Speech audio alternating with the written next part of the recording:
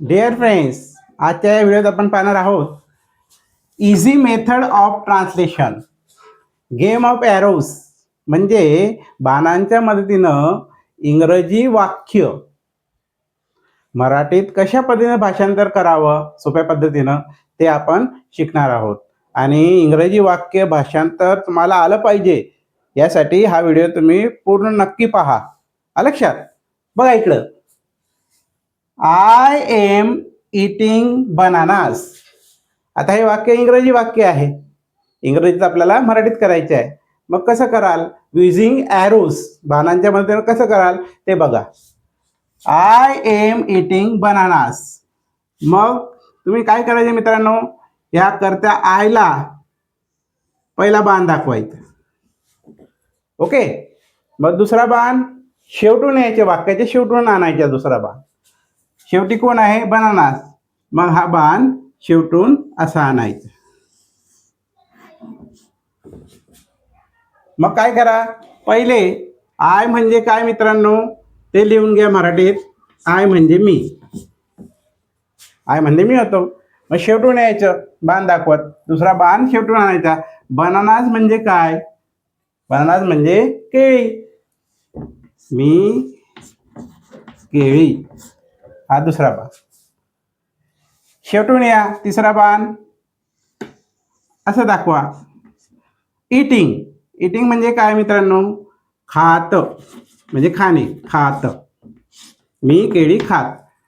चौथा बाण शेवटी दाखवा. एम, एम म्हणजे काय? आहे. मग आहे. अशा पद्धतीनं इझी तुम्ही इंग्लिश वाक्य मराठीत बाणांच्या आधारे करू शकता. काय अर्थ झाला? मी केळी खात आहे. ओके. सेकंड एक्झाम्पल, शी प्लेस चेस. 3 शब्दांचं वाक्य आहे. बाणं कसं वापरावीत? पहिला बाण इथं कर्त्याला, दुसरा बाण शेवटून आणायचा असं दाखवायचा. म्हणजे शी म्हणजे काय? शी म्हणजे ती. शेवटून या. चेस म्हणजे काय? चेस म्हणजे एका गेमचे नाव, बुद्धिबळ असं म्हणतो मराठीत त्याला,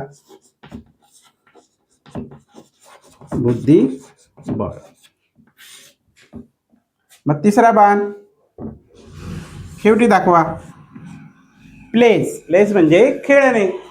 मग ती बुद्धिबळ खेळते. अशा पद्धतीनं इंग्लिश वाक्य मराठीत ट्रान्सलेट करू शकता. Third, I should play. तिसरा बाण असा दाखवल्यानंतर त्याचा अर्थ झाला खेळते. काय झाला अर्थ? ती बुद्धिबळ खेळते. लक्षात. असं इंग्लिशचे वाक्य सहज तुम्ही मराठीत ॲरोजच्या आधारे सहजपणे करू शकतात मित्रांनो. हा व्हिडिओ तुम्ही नक्की पहा, त्याच्याने काय फायदा होतोय? इंग्लिश वाक्य तुम्हाला ट्रान्सलेट करता येतं मराठीमध्ये. लक्षात. तिसरं वाक्य, I should play. I should play, पहिला बाण कर्त्याला, नंतर शेवटून यायचं, दुसरा बाण असा आणायचा. मग आय म्हणजे काय मित्रांनो? आय म्हणजे मी. मग शेवटून या. प्ले, प्ले म्हणजे काय? खेळणे. मग मी खेळले, खेळले. आणि तिसरा बाण इकडं शेवटी आणायला पाहिजे, तो म्हणजे शूडच्या. शूड म्हणजे काय? पाहिजे, पाहिजे. मी खेळले पाहिजे. I should play. काय अर्थ झाला? मी खेळले पाहिजे. अशा पद्धतीनं अशा प्रकारचे व्हिडिओ तुम्ही पाहिलेत तर लगेच तुम्ही सहज ट्रान्सलेशन स्किल शिकू शकता. लक्षात. तर हा व्हिडिओ तुम्हाला आवडला असेल तर आधी तुम्ही चॅनलला नक्की सबस्क्राईब करा आणि व्हिडिओला लाईक शेअर करा. थँक्यू.